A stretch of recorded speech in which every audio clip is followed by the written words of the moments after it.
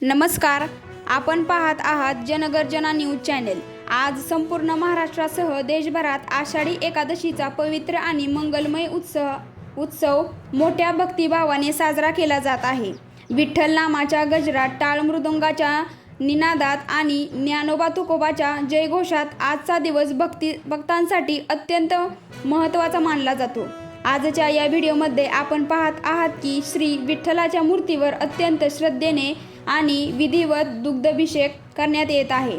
हा सोहळा पाहण्यासाठी अनेक भाविक मंदिरात उपस्थित राहिले आहेत। प्रत्येकाच्या चेहऱ्यावर भक्ती, समाधान आणि आनंद स्पष्टपणे दिसून येत आहे। मित्रांनो, आषाढी वारी ही वारकरी संप्रदायासाठी वर्षातील सर्वात महत्त्वाच्या दिवसांपैकी एक आहे। अनेक वारकरी शेकडो किलोमीटरचा पायी प्रवास करून पंढरपुरात विठ्ठल रुक्मिणीचे दर्शन घेतात। जरी प्रत्येकाला पंढरपूरला जाणे शक्य झाले नसले तरी आपल्या गावातील मंदिरामध्येही भक्त मोठ्या श्रद्धेने विठ्ठलाची पूजा, अभिषेक आणि भजन कीर्तन करतात। व्हिडिओमध्ये दिसणारा दुग्ध अभिषेक हा केवळ एक धार्मिक विधी नसून तो भक्तांच्या निस्सीम श्रद्धेचे प्रतीक आहे।